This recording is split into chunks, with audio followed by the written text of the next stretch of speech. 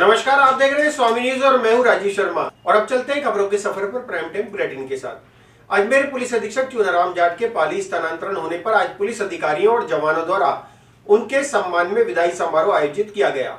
इस अवसर पर समस्त पुलिस अधिकारियों ने पुलिस अधीक्षक को मालाओं से लाद दिया। इस मौके पर पुलिस अधीक्षक ने समस्त पुलिस टीम का धन्यवाद देते हुए उनके द्वारा दिए गए सहयोग की सराहना की। राज्य सरकार के निर्देशानुसार आईपीएस के तबादले किए गए। इसी क्रम में अजमेर के पुलिस अधीक्षक चुनाराम जाट का स्थानांतरण पाली जिले में किया गया। आज सभी पुलिस अधिकारियों और पुलिस के जवानों द्वारा विदाई समारोह आयोजित किया गया। इस मौके पर पुलिस अधिकारी और जवानों ने पुलिस अधीक्षक को फूल मालाओं से लाद दिया। इसके बाद पुलिस अधीक्षक चुनाराम जाट ने कलेक्ट्रेट परिसर में स्थित गणपति मंदिर में पूजा अर्चना की। उसके पश्चात सभी पुलिस अधिकारियों द्वारा उन्हें अपने कंधे पर उठाकर बैंड बाजे के साथ विदाई दी गई। इस मौके पर पुलिस अधीक्षक चुनाराम जाट ने कहा कि वे अजमेर की पूरी पुलिस टीम का धन्यवाद देते हैं, क्योंकि पूरी टीम द्वारा कंधे से कंधा मिलाकर उनको हमेशा साथ दिया गया। पुलिस अधीक्षक ने समस्त मीडिया का भी धन्यवाद दिया कि मीडिया द्वारा हमेशा हर पल उन्हें पॉजिटिव रूप से सहयोग दिया गया। इस मौके पर पुलिस अधिकारी और समस्त थानाधिकारी उपस्थित रहे।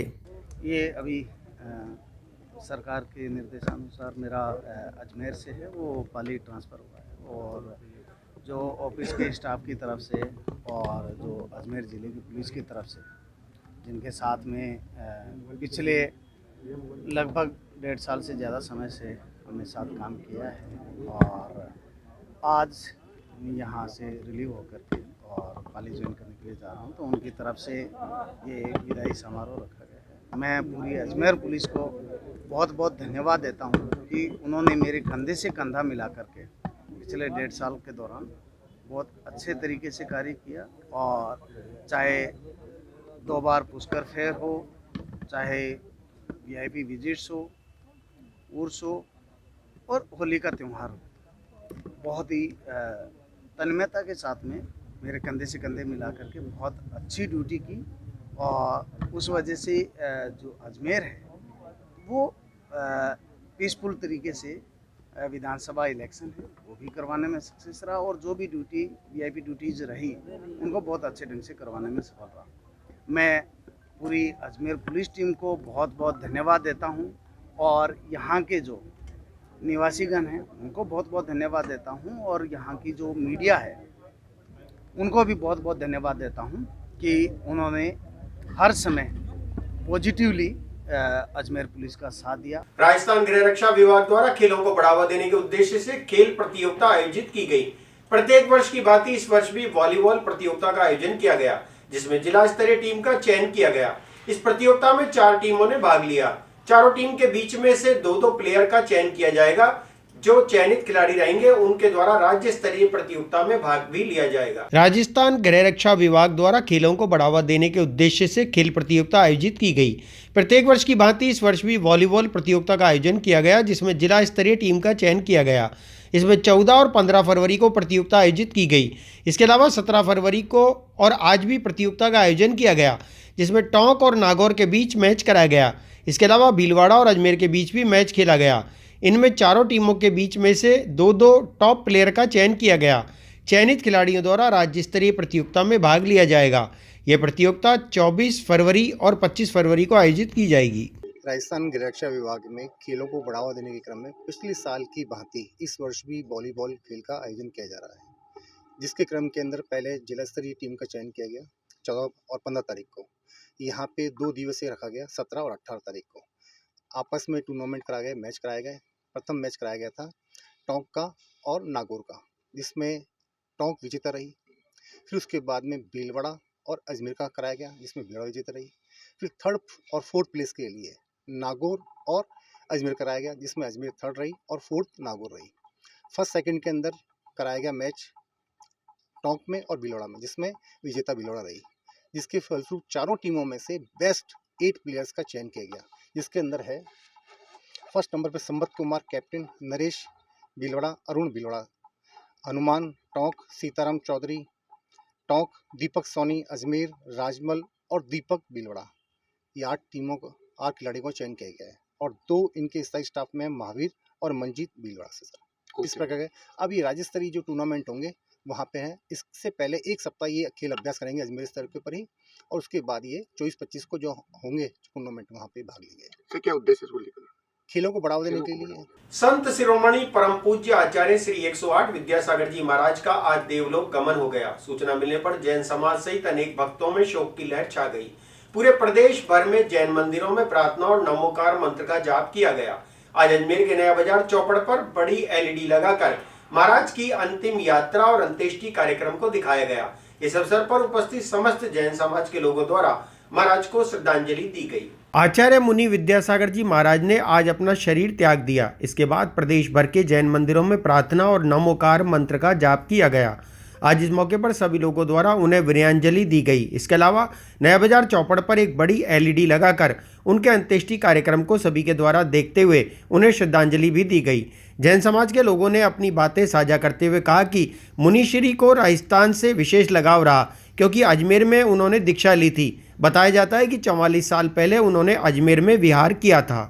पहले हमें गुरुदेव के देवलोक गमन का समाचार मिला, सुनते एकदम शरीर में घबराहट हो गई और नेत्रों में पानी भर गया। 1 जून 2023 को मैं जगन्नाथपुरी से दर्शन करता हुआ डोंगरगढ़ आया था, तो गुरुदेव के दर्शन हुए थे और मेरे को आशीर्वाद दिया महाराज जी ने। और जैसे मैंने कहा महाराज जी मैं अजमेर से आया हूँ, महाराज जी एकदम प्रसन्न हुए कि मैंने बताया महाराज जी मेरा नाम महेश शर्मा है। महाराज जी ने दोनों हाथ उठा करके एकदम आशीर्वाद दिया। महाराज जी एकदम जैसे बोले सारे महाराज जी की आवाज़ बहुत दूर तक गई। तो ऐसे महापुरुष के दर्शन, ऐसे महापुरुष का ध्यान, ऐसे महापुरुष का जीवन का अनुसरण करना हमारा दायित्व बन जाता है। हम उनकी बराबरी तो नहीं कर सकते हैं, परंतु महाराज श्री का नाम लेने मात्र ही मन को बहुत शांति मिलती है। तो ऐसे महापुरुष का जीवन जो है संपूर्ण मानव जाति के लिए प्रासंगिक है। महाराज जी सिर्फ जैन समाज के ही नहीं थे, वो संपूर्ण मानव जाति के लिए थे। जो महाराज जी को जिन्होंने दर्शन किए, जो महाराज जी के सानिध्य में आया, वो अपने आप में परम भाग्यशाली है। तो ऐसे महापुरुष के देवलोक गमन पर महाराज जी को शत नमन श्रद्धांजलि। इस सदी के दिगंबर महान संत श्रोमणी आचार्य गुरुदेव विद्यासागर जी महाराज, जिन्होंने अपना संपूर्ण जीवन प्राणी मात्र के कल्याण मार्ग के लिए प्रशस्त किया, आज डोंगरगढ़ छत्तीसगढ़ में चंदगिरी तीर्थ क्षेत्र पर प्रातःकाल 2:30 बजे उनका देहावसान हो गया। पंचतत्व में विलीन कर रहे हैं उन्हें सभी लोग मिलकर के, और उन्होंने उत्कृष्टता के साथ संलेखना मरण करके समाधिपूर्वक मरण किया है। अजमेर में आचार्य भगवान की दीक्षा 1968 में हुई थी, और तभी से संपूर्ण भारतवर्ष में धर्म की प्रभावना करते हुए वे संपूर्ण प्राणी मात्र के एक मसीहा के रूप में आगे आए, और जैन धर्म के साथ में अजैनों के भी वो आस्था का केंद्र रहे। संत श्रोमणी आचार्य गुरुवर विद्यासागर जी महाराज ने करीबन 200 से 250 बाल ब्रह्मचारी यतियों को दीक्षा प्रदान की, आरिका प्रदान, दीक्षा प्रदान की। साथ में आचार्य भगवान के जो महान उद्देश्य हैं, हथकरघा, प्रतिभा स्थली और इंडिया नहीं भारत बोलो, इस महान उद्देश्य को लेकर के आचार्य श्री ने जो माननीय प्रधानमंत्री नरेंद्र मोदी जी को अवगत कराया, और माननीय नरेंद्र मोदी जी ने उन बातों को सामने ला करके और आचार्य भगवान की बात को अंगीकार कर करके संपूर्ण भारतवर्ष में इसको घोषित करने का एक बहुत बड़ा कदम उठाया था। आज संपूर्ण भारतवर्ष की जैन समाज अपनी अश्रुपूर्ण श्रद्धांजलि गुरुदेव के चरणों में रखती है। एक युग का अंत हो चुका है। इतने महान संत कुछ समय से अस्वस्थ चल रहे थे, लेकिन किसी को भी ये अपेक्षा नहीं थी कि गुरुदेव की समाधि हो जाएगी, लेकिन सहसा ही 3 दिन से गुरुदेव ने उपवास लेकर के आज समाधि पूर्वक उत्कृष्ट समता परिणामों के साथ में जो मरण किया है, वो संपूर्ण जैन समाज के लिए एक हर्ष की बात भी है, क्योंकि जीवन नश्वर है, देह का त्याग होना है, लेकिन गुरुदेव के जो वचन है, गुरुदेव के जो आदर्श हैं, हम सब लोगों के हृदय में सदैव से रहेंगे। हम उनके आदर्शों पर चलने का प्रयास करेंगे इन्हीं भावनाओं के साथ में। कहाँ पर श्रद्धांजलि दी गई है? आज संपूर्ण भारतवर्ष में लोग अपने अपने तरीके से गुरुदेव के चरणों में अपनी विनयांजलि प्रस्तुत कर रहे हैं। आज हम सब लोग जैन लोग ने यहाँ पर LED बॉल लगा करके नया बाजार चौपड़ में एक बहुत बड़ा आयोजन किया है, और सभी लोग सामूहिक रूप से हम सभी लोग विनयांजलि और अंत्येष्टि कार्यक्रम को यहाँ पर देख रहे हैं। और गुरुदेव चेटीचंड के पावन पर्व पर पूज्य झूलेलाल जयंती समारोह समिति की ओर से 16 दिवसीय 10वें चेटीचंड पखवाड़े महोत्सव हेतु धार्मिक, सामाजिक, शैक्षणिक संस्थाओं के सहयोग से आयोजित होने वाले कार्यक्रमों हेतु तैयारी बैठक कमल प्रकाश कृष्णानी की अध्यक्षता में बैठक रसोई बैंकेट हॉल स्वामी कॉम्प्लेक्स में आयोजित की गई। बैठक में चेटीचंड पर्व धूमधाम से मनाने और अनेक कार्यक्रम आयोजित करने के बारे में विस्तृत चर्चा कर निर्णय लिया गया। चेटीचंड के पावन पर्व पर पूज्य झूलेलाल जयंती समारोह समिति की ओर से 16 दिवसीय 10वें चेटीचंड पखवाड़े महोत्सव हेतु धार्मिक, सामाजिक, शैक्षणिक संस्थाओं के सहयोग से आयोजित होने वाले कार्यक्रमों की तैयारी बैठक कंवल प्रकाश कृष्णानी की अध्यक्षता में बैठक रसोई बैंकेट हॉल स्वामी कॉम्प्लेक्स में की गई। महासचिव महेंद्र कुमार तीर्थानी ने बताया कि क्षेत्रीय कॉलोनियों में आयोजित होने वाले कार्यक्रमों में सिंधी समाज की महान विभूतियों के नाम से सम्मान किया जाएगा, जो स्थानीय समिति अध्यक्ष द्वारा चर्चा कर तय किए जाएंगे। सिंध की संस्कृति व सभ्यता से संबंधित विभिन्न कार्यक्रम आयोजित किए जाएंगे, जिसमें सिंधी व्यंजन, सिंधी लाडा, नृत्य, गायन, अलग अलग प्रतियोगिताएं व सेवा के कार्यों को जोड़ते हुए युवा पीढ़ी को ज्ञान बढ़ाने के आयोजन किए जाएंगे। नव संवत्सर व चेटीचंड के अवसर पर खरीदारी करने पर आकर्षित छूट या उपहार भी दिए जाने के लिए विभिन्न व्यापारिक संगठनों के साथ बैठकें आयोजित की जाएंगी। आज इस कार्यक्रम में स्वागत भाषण गिरधर तेजवानी व आभार जीडी वृंदानी ने प्रकट किया। मंच का संचालन प्रकाश जेठरा ने किया। बैठक में लाल नातानी, हरिचंद्रानी, हरिराम कोडवाणी, जोधा टेकचंदानी, नरेंद्र बसरानी, राम बलवानी, जयप्रकाश मंगाणी, शंकर सबनानी, महेश मूलचंदानी, मनोज मेघाणी, जयप्रकाश मूलानी सहित कार्यकर्ता उपस्थित रहे। आराध्य देव झूलेलाल चेटीचंड महोत्सव के अवसर पर आयोजित होने वाले पूज्य झूलेलाल जयंती समारोह समिति के कार्यक्रमों की विस्तृत चर्चा के लिए आज स्वामी कॉम्प्लेक्स में कंवल प्रकाश कृष्णानी जी की अध्यक्षता में एक बैठक का आयोजन किया गया। शहर के अलग अलग सामाजिक, धार्मिक व शैक्षणिक संगठनों द्वारा किए जाने वाले कार्यक्रमों की विस्तृत चर्चा करके अलग अलग तारीख पे कार्यक्रमों की रचना तैयार की गई है और विचार किया गया इस बार युवा संस्कृति से जोड़ने के लिए, मातृशक्ति को जोड़ने के लिए अलग से आयोजन किए जाएंगे। जिन तिथियों पर कार्यक्रम हो रहे हैं वह अलग अलग क्षेत्र में कार्यक्रम हो ताकि सभी का जुड़ाव हो सके, सभी इस अवसर पर अपनी भागीदारी सुनिश्चित करें। इस वजह से आज चर्चा करके ये तय किया गया कि एक ही दिनांक पे अलग अलग क्षेत्र में कार्यक्रम आयोजित किए जाएंगे। छात्रों को व विद्यार्थियों को नए रूप में इस कार्यक्रमों को अपनी प्रतिभा उजागर करने के अवसर प्रदान करने के लिए भी एक प्रतियोगिता का आयोजन विशेष रूप से किया गया है, जिसमें सिंधी शिक्षा समिति अध्यक्ष आदरणीय भगवान कलवाणी साहब व उनके सहयोगियों द्वारा एक बुकलेट तैयार की गई है, जो विद्यार्थियों को वितरित करके उन्हीं में से ही प्रश्नोत्तरी का आयोजन किया जाएगा। चेटीचंड के अवसर पर निकलने वाली विशाल शोभा यात्रा का जगह जगह पर स्वागत सत्कार किया जाए। वह सभी दुकानदार व्यवसायियों ने भी तय किया है कि नव संवत्सर व चेटीचंड के अवसर पर अपने प्रतिष्ठान से खरीदारी करने वाले समाज बंधुओं व शहर नागरिकों के लिए विशेष एक छूट का आयोजन भी इस बार दिया जाएगा। राजगढ़ ग्राम में नवनिर्मित तेजाजी महाराज के मंदिर में मूर्ति प्राण प्रतिष्ठा महोत्सव के दौरान रविवार को तेजाजी महाराज की मूर्ति का नगर भ्रमण शोभा यात्रा के रूप में किया गया। धाम के प्रवक्ता अविनाश सेन ने बताया कि राजगढ़ स्थित नवनिर्मित तेजाजी मंदिर में तेजाजी महाराज की मूर्ति की विधिवत स्थापना व प्राण प्रतिष्ठा सोमवार को होगी। ग्राम राजगढ़ में नवनिर्मित तेजाजी महाराज के मंदिर में मूर्ति प्राण प्रतिष्ठा महोत्सव के दौरान आज तेजाजी महाराज की मूर्ति का नगर भ्रमण शोभा यात्रा के रूप में किया गया। धाम के प्रवक्ता अविनाश सेन ने बताया कि राजगढ़ स्थित नवनिर्मित तेजाजी मंदिर में तेजाजी महाराज की मूर्ति की विधिवत स्थापना व प्राण प्रतिष्ठा सोमवार को होगी। नगर भ्रमण शोभा यात्रा का प्रारंभ चक्की वाले बाबा के मुख्य मंदिर से प्रारंभ हुआ, जहां पर राजगढ़ धाम के मुख्य उपासक महाराज द्वारा टिकानरा राजगढ़ के ठाकुर विष्णु प्रताप सिंह, ठाकुर विजय सिंह व ठाकुर प्रेम सिंह गौड़ के नेतृत्व में पंडित चंद्र प्रकाश आचार्य द्वारा वैदिक मंत्रोच्चार के साथ कलश व ध्वजा के साथ बाबा भैरवनाथ की पूजा अर्चना की गई।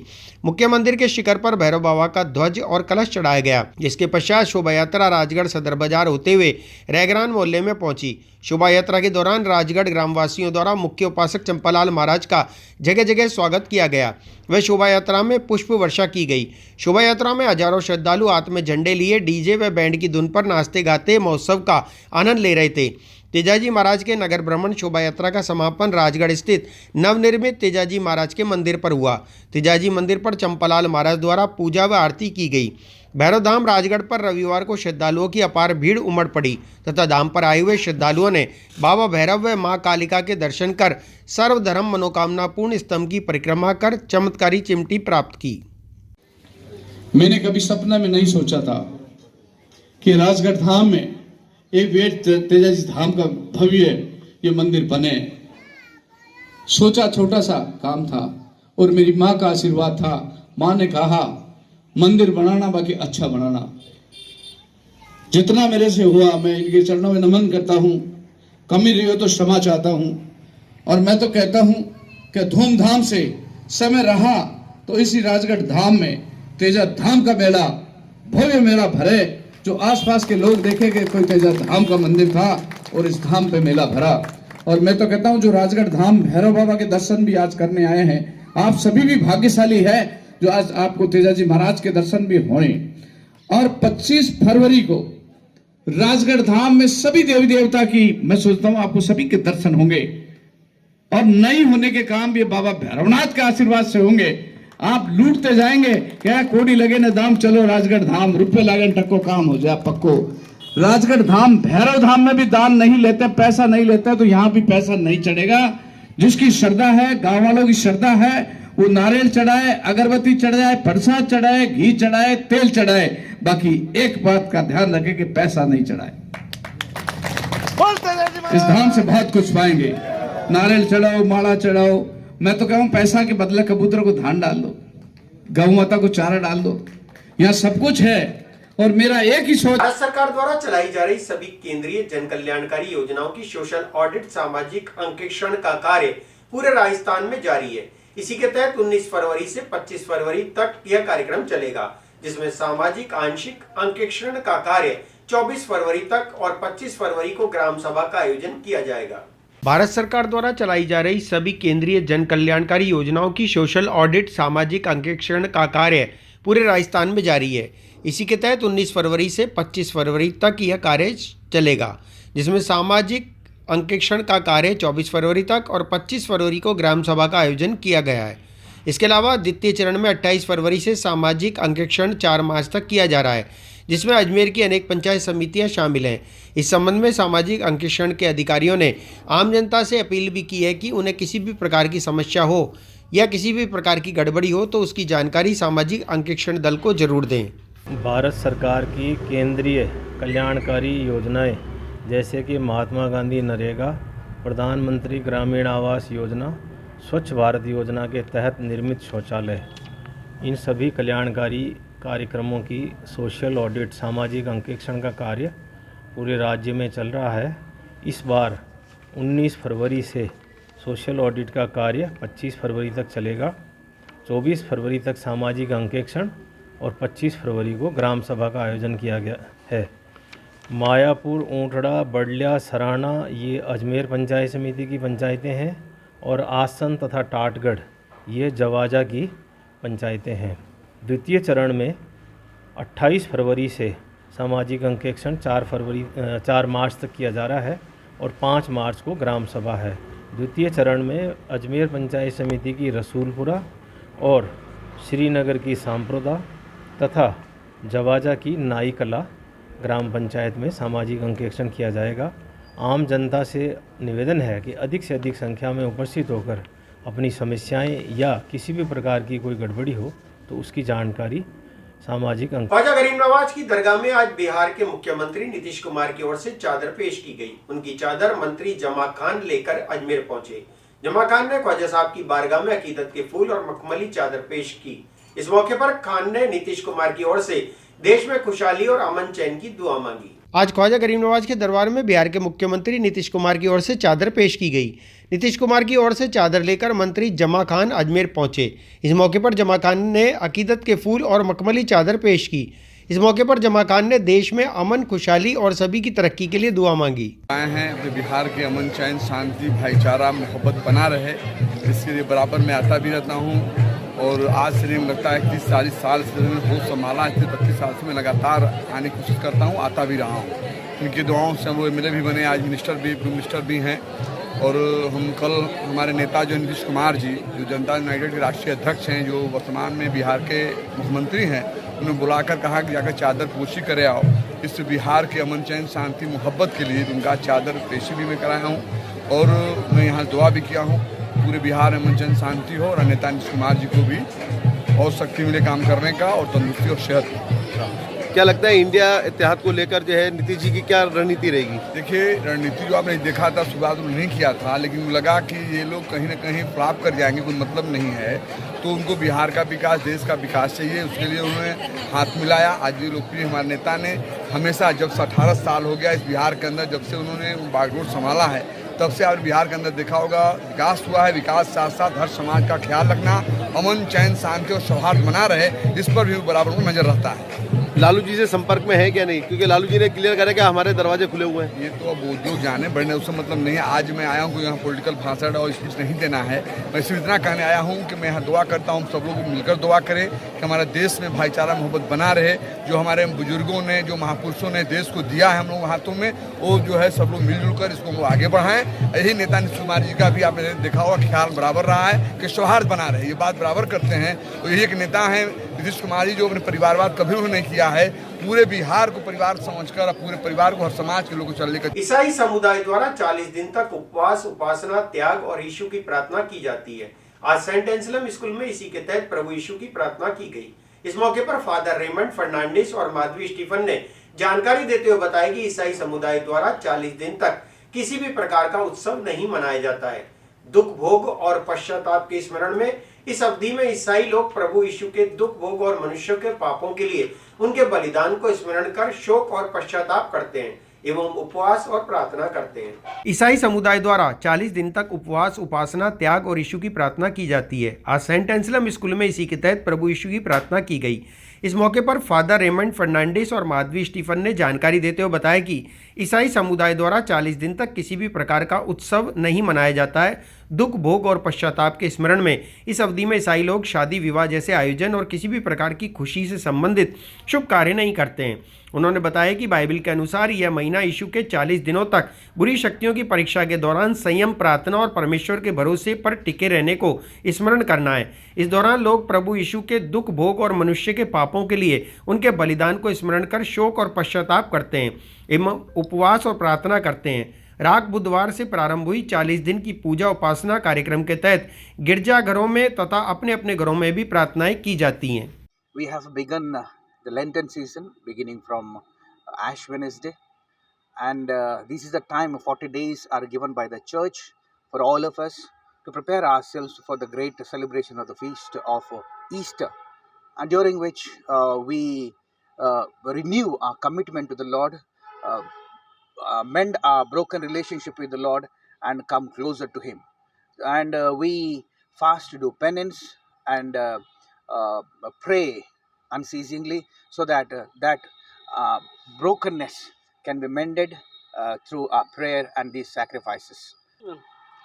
जैसा कि अभी फादर रेमंड फर्नांडिस ने हम लोगों को सबको बताया कि इन दिनों के क्या महत्व होते हैं। ये ईसाई समुदाय 40 दिन समर्पण, त्याग और उपवास की और तथा जीसस की प्रार्थना में बिताते हैं। जैसे कि फादर ने बताया कि जैसे हम लोग भगवान से दूर होते जाते हैं, तो उस दिन को याद करते हैं जब हमारे प्रभु को सूली पर चढ़ाया, वो मानव जाति की मुक्ति के लिए वो जब क्रूस पर चढ़ाए गए, तो वो 40 दिन तपस्या और उपवास करने के बाद उन्होंने मानव जाति को मुक्ति दिलाई थी। तो यही 40 दिन ईसाई समुदाय शोक के दिनों में व्यक्त करता है, और जिससे कि कोई भी शुभ कार्य 40 दिनों में बंद रहते हैं, जैसे कि शादी, सगाई, घर की जो भी शांति वगैरह होती है, नए घर का प्रवेश, वो सब कुछ वर्जित हो जाता है और सिर्फ ईसाई समुदाय सिर्फ और सिर्फ प्रार्थना, उपवास और प्रभु की आराधना में लीन रहता है। फिलहाल बुलेटिन में इतना ही। मुझे दीजिए इजाजत। देखते रहिए स्वामी न्यूज। जय हिंद, जय भारत।